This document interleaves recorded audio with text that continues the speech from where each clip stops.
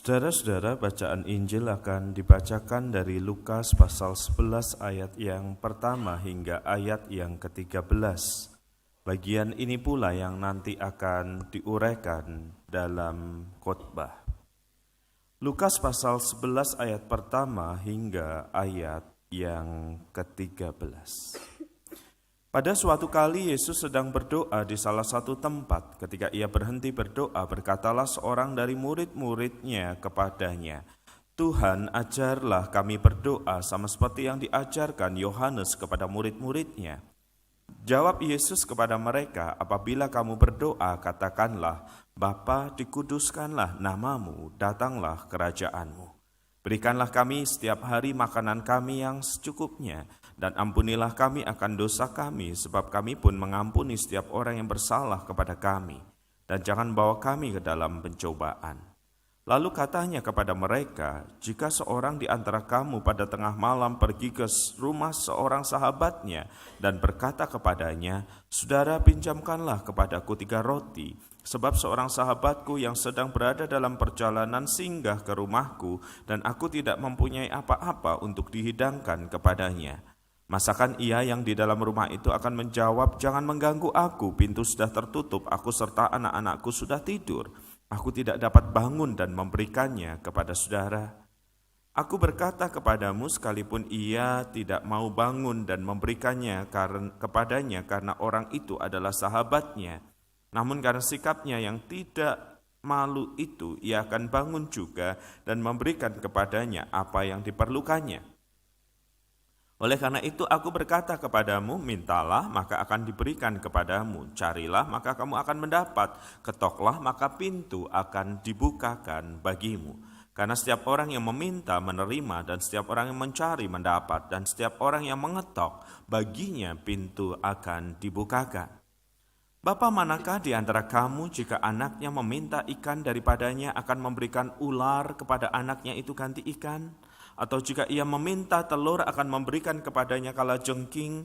Jadi jika kamu yang jahat tahu memberi pemberian yang baik kepada anak-anakmu, apalagi Bapamu yang di surga, ia akan memberikan Roh Kudus kepada mereka yang meminta kepadanya.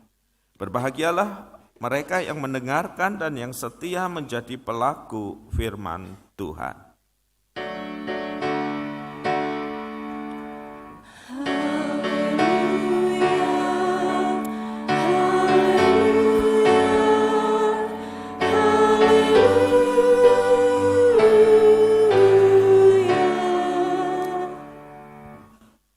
Saudara-saudara, suatu kali saya membesuk seorang yang terbaring sakit dan beliau bukan anggota jemaat kami. Jadi ada keluarganya yang meminta saya membesuk dan mendoakannya.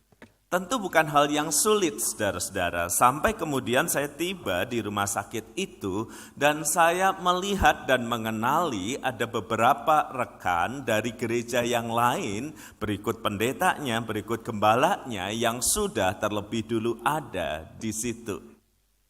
Jadi setelah kami ngobrol bersama, karena toh kami juga saling mengenal, maka keluarganya berkata, "Sebentar lagi kayaknya jam besuk sudah berakhir." Tidak bermaksud mengusir, tetapi yuk kita doa. Nah, setidaknya ada 2 pendeta nih di sana. Saya pendeta dari GKI dan seorang rekan dari gereja sebelah, saudara-saudara. Lalu rekan itu mempersilahkan saya, "Pak WP aja deh yang dari GKI yang doa biar cepat selesai." Lalu saya bilang, "Enggak dong, kamu lang doa lah bro, kamu udah datang duluan, ya kamu yang pimpin doa lah." Begitu saudara-saudara, kalau ada 2 pendeta, siapa berdoa aja mesti rapat duluan. Lalu keluarganya bilang gini, tunggu ya. Bapak-bapak pendeta, ini kan saudara saya yang sakit ini masih pingin sembuh kan? Masih mengharap mujizat Tuhan, masih mengharap jawaban doa yang dahsyat dari Tuhan. Nah, karena begitu sebaiknya Bapak pendeta, disebut nama rekan saya yang dari gereja sebelah aja yang berdoa. Soalnya kalau untuk mujizat dan hal yang dahsyat tuh spesialisnya gereja Bapak. Lalu saya nanya, kalau saya spesialisnya apa? Oh nanti Pak, kalau kami udah menyerah, tidak ada mujizat terjadi, supaya cepat jalan, kami panggil Pak WP. Itu berasa saya kayak pendeta pencabut nyawa gitu loh saudara. Dan saya tahu apa yang dia ingin katakan sih sebenarnya sih. Kalau di gereja sebelah itu kan bukankah doanya menggebu-gebu, permintaannya terhadap kuasa Tuhan yang dahsyat, terhadap mujizat itu biasa dia naikkan. Sementara kalau sudah tidak ada pengharapan, dekat dengan gotong royong, ya sudahlah pendeta GKI saja yang berdoa. Lancar jalannya, kayak tol Malang Surabaya.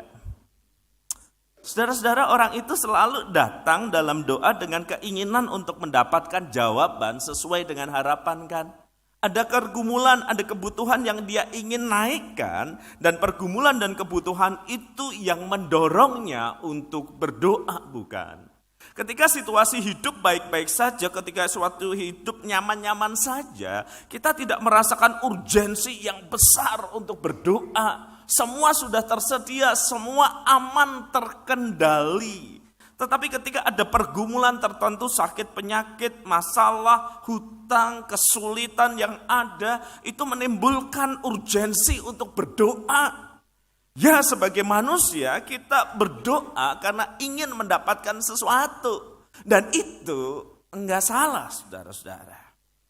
Dan itu pula lah sebagian dari yang diajarkan Tuhan Yesus ketika murid-muridnya datang dan berkata kepada Yesus, Tuhan ajarlah kami berdoa sama seperti Yohanes Pembaptis mengajar murid-muridnya. Jadi waktu itu kayaknya saudara-saudara beberapa guru itu punya formula doa yang dari doanya Anda tahu gurunya siapa. Yang dari jenis doanya Anda tahu aliran gurunya kayak apa. Ya mirip-miriplah dengan situasi saat ini. Lalu Yesus mengajar mereka dengan doa yang kemudian kita kenal sebagai doa Bapa kami.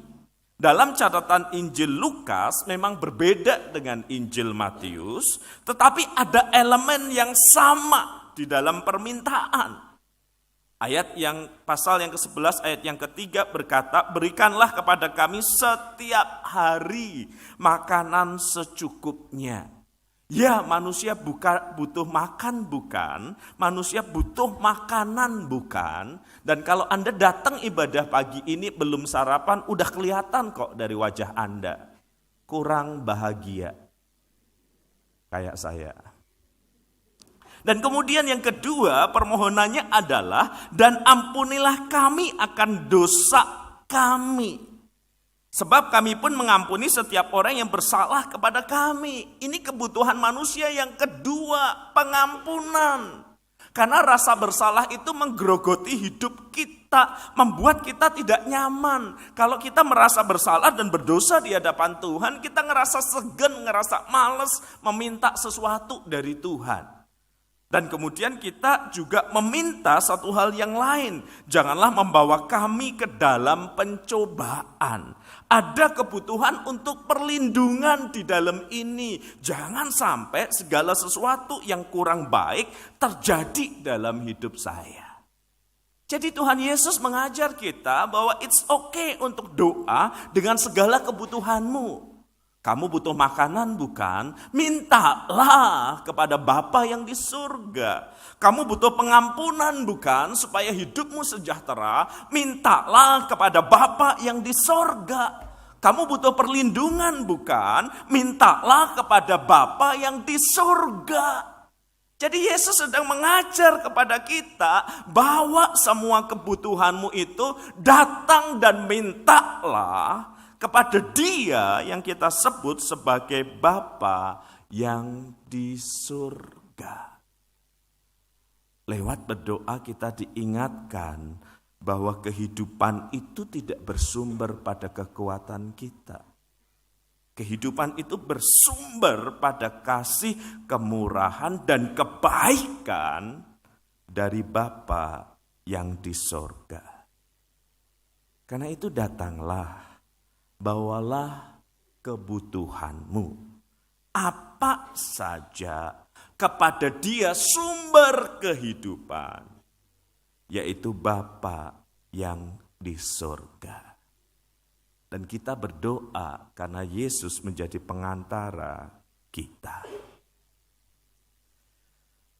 Suatu kali seorang ayah mengamati anaknya itu gemar berdoa. Tapi kali ini ada yang luar biasa. Anaknya tidak berdoa di kamarnya. Anaknya itu berdoa di samping kamar neneknya. Dia juga mengamati ada yang berbeda yang lain. Biasanya anaknya itu berdoa sambil berkata-kata perlahan. Tetapi kali ini ketika ia berdoa dan selalu tiap pagi di samping kamar neneknya, kata-katanya itu keras. Kalimatnya itu lantang. Tuhan berkati nenek supaya tetap sehat, berkati sekolahku supaya baik, dan berkati aku dengan sepeda yang baru karena sepeda yang lama sudah rusak. Tuhan dengarkan doaku ini. Merasa anaknya berdoa tidak seperti yang diajarkan di gerejanya. Sang ayah menegur anak yang berumur kelas 5, kelas 6 SD. Nah, Tuhan itu maha mendengar. Gak perlu doa teriak-teriak, Tuhan berkati nenek, Tuhan minta sepeda. Tuhan itu mendengar. Bahkan sebelum kamu minta, firman Tuhan berkata Tuhan udah tahu apa yang kamu minta. Cukup pelan saja. Dan mengapa mesti di sebelah kamar nenek? Lalu sang anak menjawab, "Pak, aku ngerti kok Tuhan maha mendengar. Tapi kan nenek sudah mulai agak tuli. Jadi kalau enggak keras, dia enggak tahu kalau aku butuh sepeda."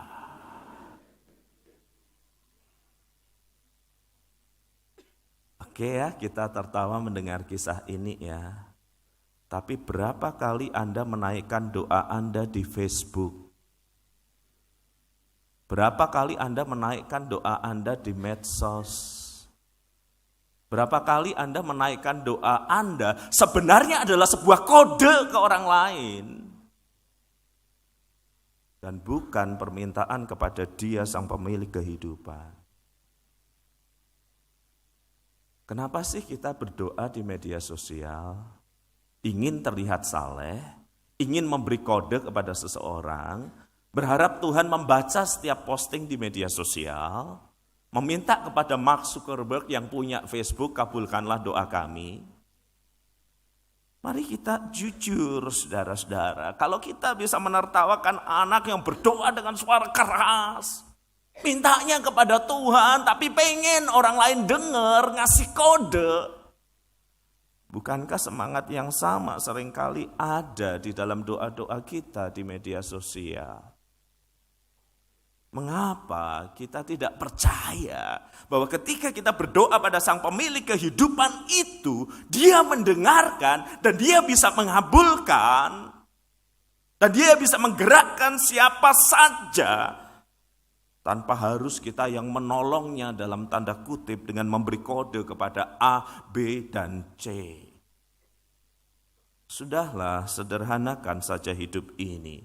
Jika Anda memang menginginkan berlian dari suami Anda, nggak perlu berdoa di Facebook. Seret dia ke toko berlian.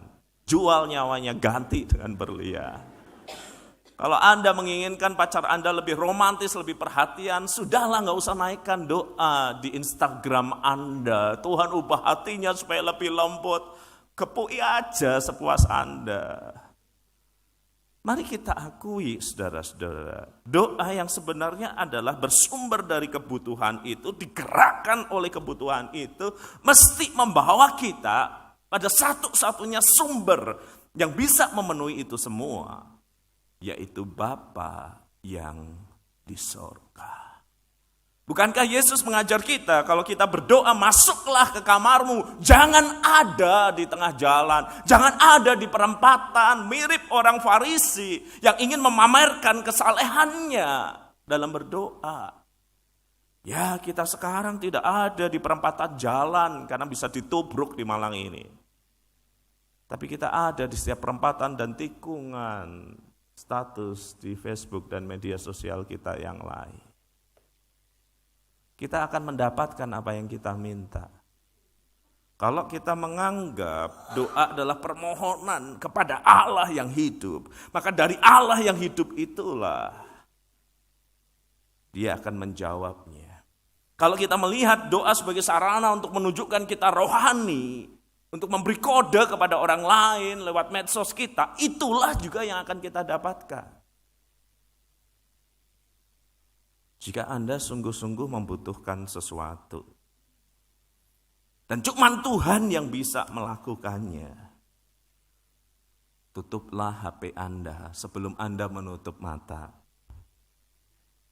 dan berdoalah pada Bapa yang di sorga.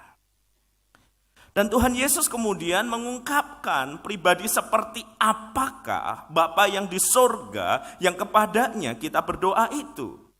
Dia memberikan sebuah perumpamaan yang sederhana. Kalau ada dua orang temenan, sahabatan, yang satu kedatangan tamu, tiba-tiba di tengah malam, dan kemudian tidak ada lagi yang bisa dia lakukan untuk memberi makan, stok makanan gak ada. Dia buka HP-nya, semua yang ada di GoFood itu tutup semua.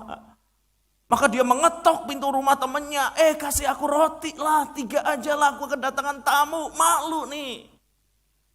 Dan kemudian sahabatnya menghargai relasi itu dan memberikan roti di tengah malam walaupun dia butuhkan.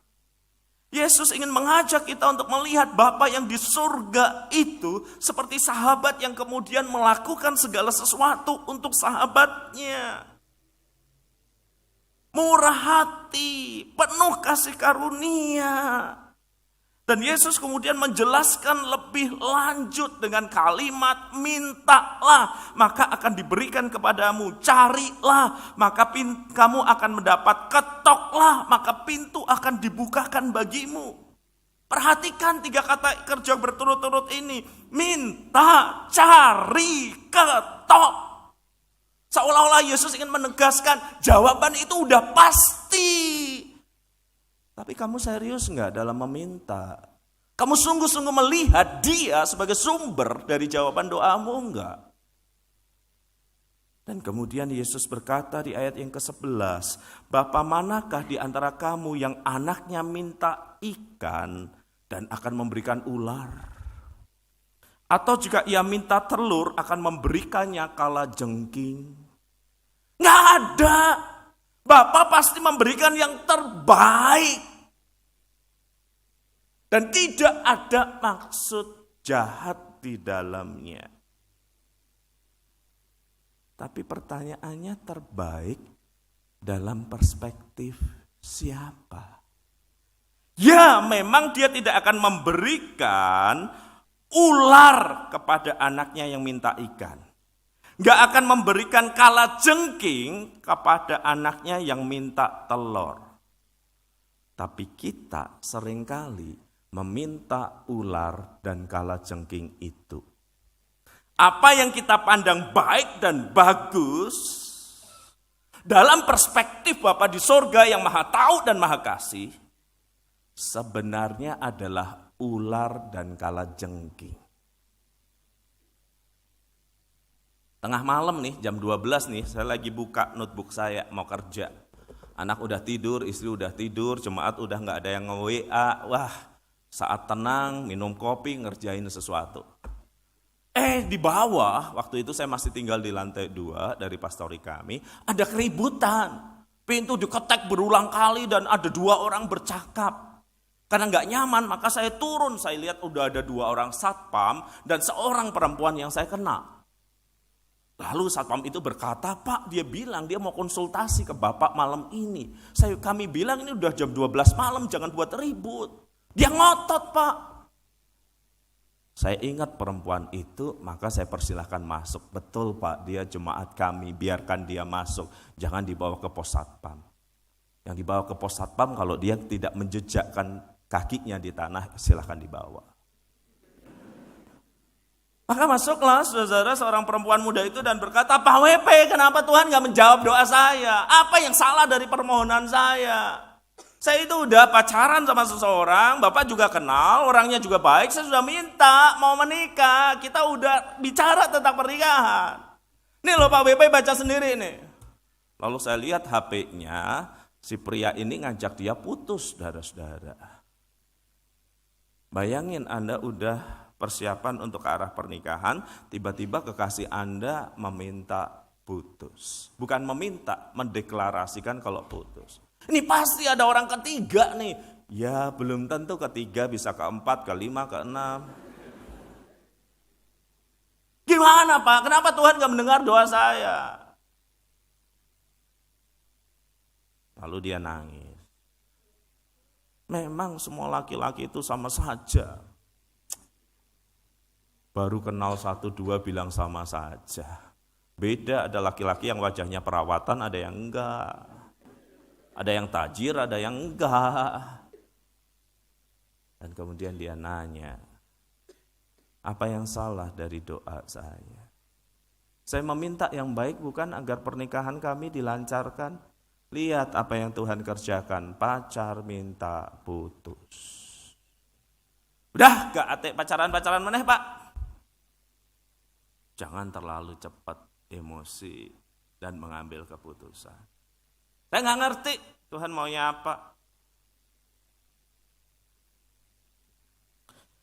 Kurang lebih 1:30 dia meninggalkan pastori dan saya udah cek besok paginya dia masih ada di kos-kosannya.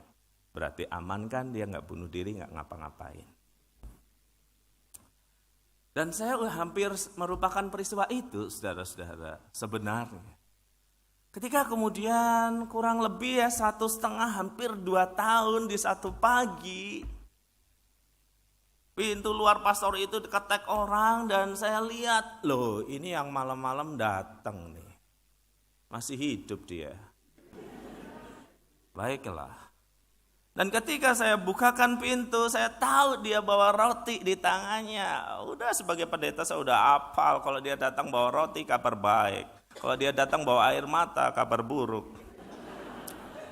Saya udah tahu dia bawa kabar baik, lalu wajahnya udah rapi, udah pakaiannya bagus, lalu berkata, aduh Pak WP saya mau berbagi ucapan syukur ya. Terima kue ini sekadarnya, cuman ini doang gak ada yang lain. Aduh Pak WP, Tuhan itu baik lah Pak, jempol-jempol itu hari itu baik. Saya bilang dulu kamu kesini nangis-nangis loh. Saya nggak ngerti Tuhan itu gimana. Tuhan itu jahat nggak mengabulkan doa saya. Hampir 2 tahun kemudian kamu bilang Tuhan baik, Tuhan baik. Di mana sih baiknya? Udah dapat pacar ya? Belum Pak. Lah kok ngapain bilang Tuhan baik, Tuhan baik? Loh Bapak nggak baca berita yang kemarin ada di surat kabar? Saya bilang zaman now saya nggak baca koran lagi. Bacanya kan lewat HP. Oh ini ada beritanya kok Pak. Kemudian saya baca. Ini siapa sih? Loh Bapak gak kenal nama itu? Ini mantan saya dulu Pak. Hah? Kena kasus apa? Iya dia menikah Pak. Baru 4 bulan menikah udah ketangkep polisi gara-gara narkoba. Pengedar lagi Pak, bukan sekedar pemakai. Duh, untung saya gak nikah sama dia ya Pak ya. Tuhan memang baik banget sama saya. Tuhan itu melindungi saya Pak WP. Coba itu saya udah bunuh diri kalau saya jadi istrinya. Wah Tuhan itu baik Pak. Pengen rasanya saya putar kalau ada rekamannya yang lalu.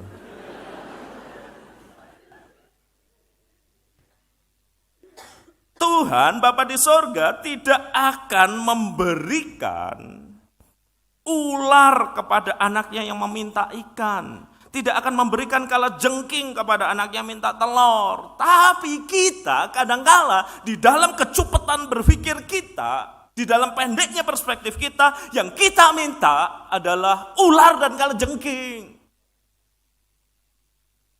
Dan kemudian marah ketika itu tidak diberikan. Dan kita bersyukur dia Bapa di sorga. Yang tahu kalau permintaan itu salah, tidak diberikan. Yang tahu kalau permintaan itu mendatangkan bahaya, tidak dikabulkan. Yang tahu kalau itu bukan jalan terbaik, tidak dianugerahkan. Makanya jangan buru-buru ngambek ya kalau doanya nggak terjawab ya. Tuhan nggak sayang aku. Apa? Gitu ya, kayak sinetron zoom in, apa? Engkau nggak sayang aku. Kemudian ada adegan di shoot, pikirannya berkata, aku akan tinggalkan gereja dan pelayanan. Pikiran kita itu cepet, pendek. Apa yang kita pandang baik bisa jadi itu ular dan kalajengking. Jadi ketika kita berdoa, kita ini bukan berdoa seperti kita memasukkan kartu di ATM dan apa saja yang kita minta akan diberikan. Enggak. Kita berdoa pada pribadi yang kita sebut Bapa, yang kasihnya besar dalam hidup kita, yang akan memberikan yang terbaik, yang sungguh-sungguh baik. Dan di dalam perjalanan relasi dengan Tuhan, kita akan mengerti. Kita tahu sekarang Allah turut bekerja dalam segala sesuatu untuk mendatangkan kebaikan. Dia nggak pernah jahat. Perspektif kita lah yang kadang salah karena kita terbatas. Dan doa itu, relasi dengan Bapa di sorga, mengubah cara kita melihat segala sesuatu. Datang dengan segala kebutuhanmu. It's okay. Tetapi kalau tidak diberikan, ingat perspektif kita terbatas. Dia sedang mengajar kita untuk mengenal hatinya. Hati seorang Bapa yang mengasihi anak-anaknya. Mari kita ambil waktu untuk berdoa.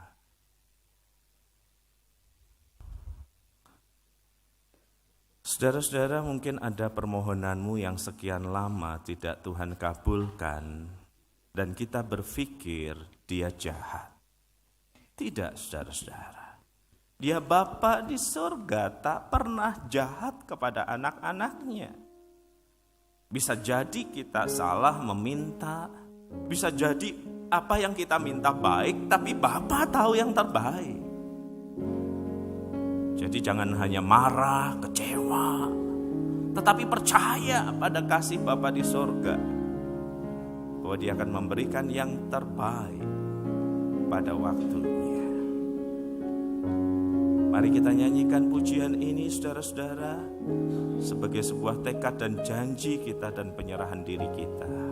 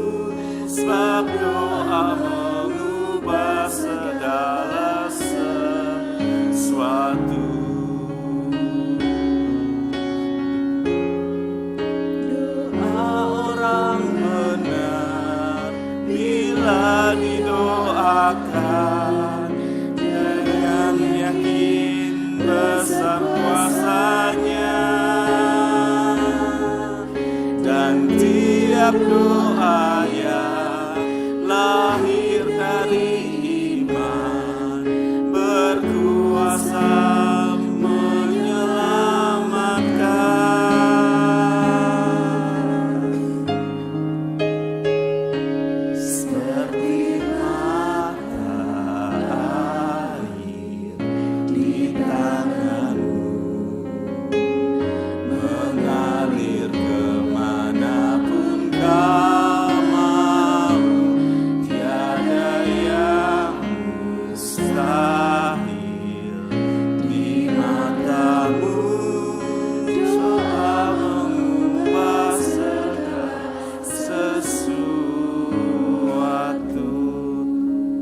musik memainkan pujian ini. Saya menantang Anda untuk berdoa sekali lagi. Walaupun doa-doa Anda sudah pernah tak terjawab, ingat Dia bukan Bapa yang jahat. Karena itu mintalah, carilah, ketoklah. Karena Dia Bapa yang mengasihi anaknya. Tapi juga datanglah dengan hati yang terbuka. Tuhan, ini yang terbaik yang aku kira, tapi aku bersedia kalau Engkau mau menggantikannya dengan apa yang baik menurut matamu. Tuhan, aku sadar seringkali apa yang aku minta itu ternyata sebenarnya keliru. Dan aku bersyukur Engkau tidak mengabulkannya. Tapi beri aku sesuatu yang terbaik yang Engkau punya untukku. Saya mengajak Anda untuk mengambil 1-2 menit untuk berdoa.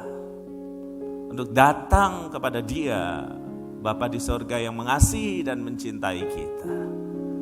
Jika Anda ada pergumulan khusus, kebutuhan khusus, permintaan khusus, taruh tangan kanan Anda di dada sebagai sebuah tanda. Tuhan, tangan mewakili perbuatanku, dada mewakili pusat hidupku. Aku gak berdaya, aku taruh dan aku mau berdoa kepadamu. Dan aku tahu Engkau sedang menyediakan yang terbaik bagiku. Ambil 1-2 menit untuk berkata pada Bapa di surga. Sebab Engkau berharga di mata-Nya. Engkau anak-anak-Nya. Berdoalah secara pribadi.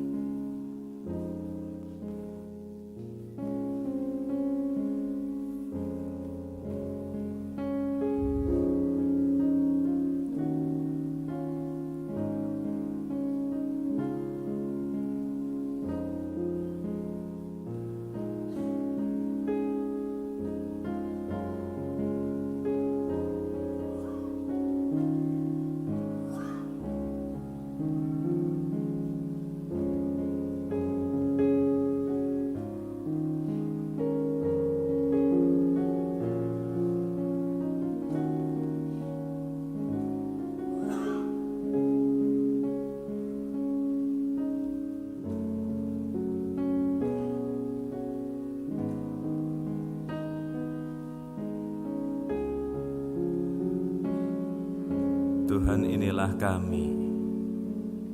Inilah permohonan-permohonan yang kami ajukan ulang kepadamu. Sebab kami tahu doa orang benar bila dinaikkan akan sangat besar kuasanya. Karena Engkau mencintai hidup kami. Karena Engkau Bapa kami. Dan kami anak-anak-Mu.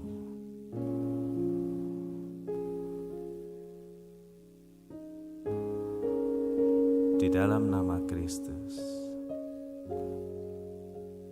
kami berdoa.